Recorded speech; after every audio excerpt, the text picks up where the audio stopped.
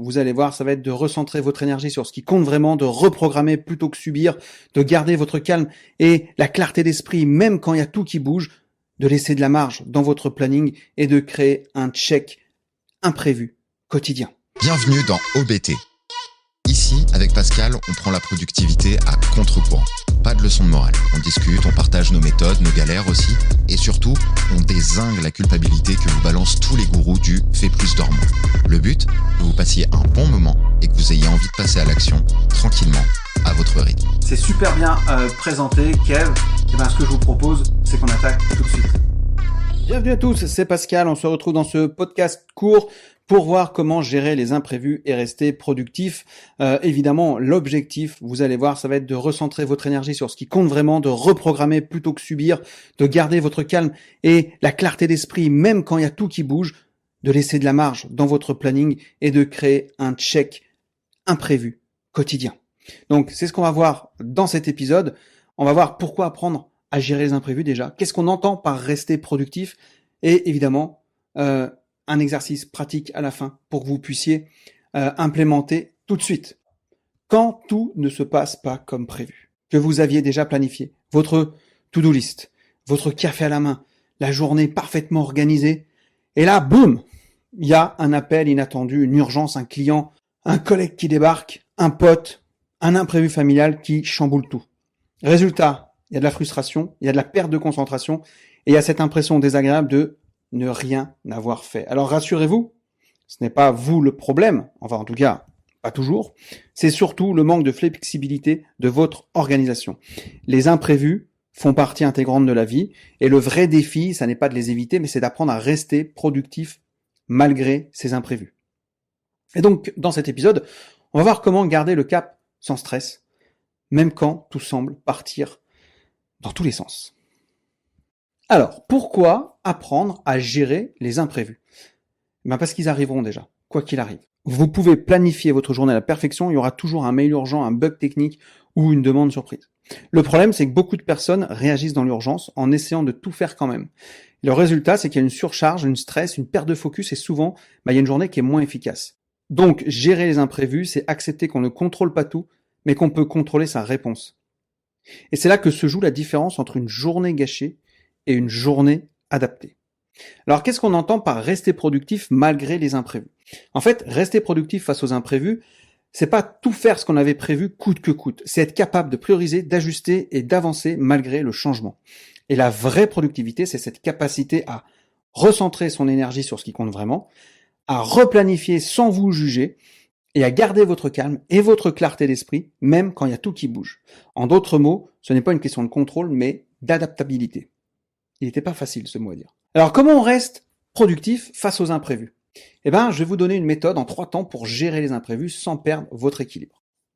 Première étape, laissez de la marge dans votre planning. Planifiez vraiment 80% de votre temps seulement. Et les 20% restants, en gros, c'est votre tampon, c'est votre zone tampon, c'est votre espace d'imprévu.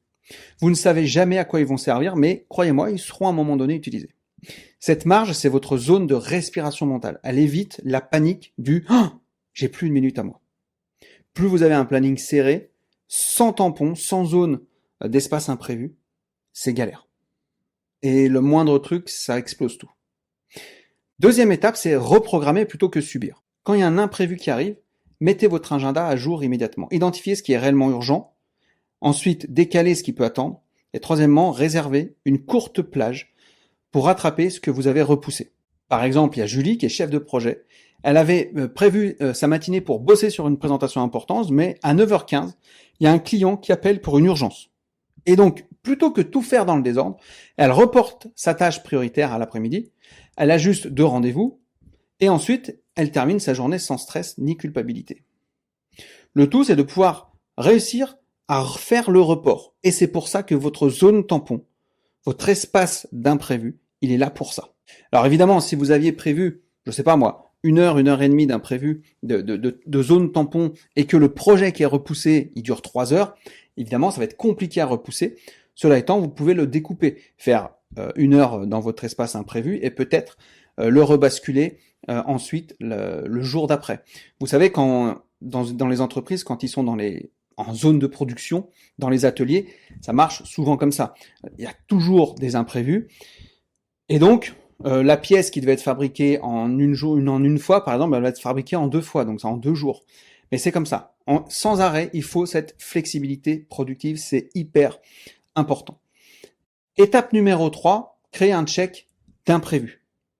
Chaque journée, prenez 5 minutes pour noter, les imprévus qui sont survenus, votre réaction, et ce que vous pourrez ajuster la prochaine fois.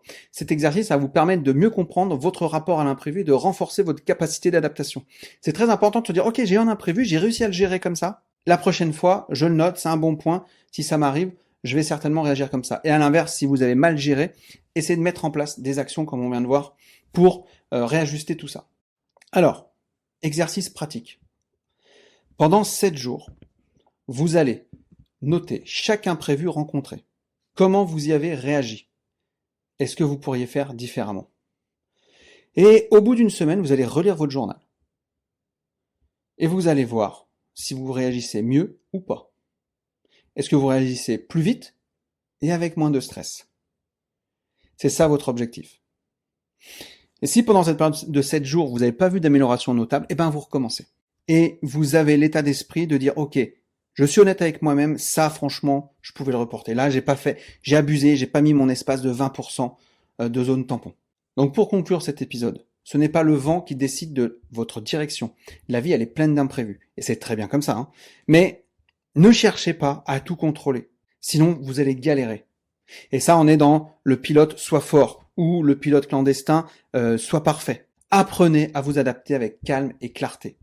Et rappelez-vous cette phrase, ce n'est pas le vent qui décide de la direction ou de votre direction, mais c'est la manière dont vous tenez la barre.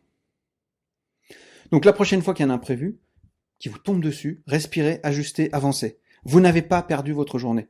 Vous avez simplement appris à naviguer autrement. Très important cette métaphore du marin. En tout cas, si vous voulez aller plus loin, évidemment, il y a notre système timer, c'est notre formation.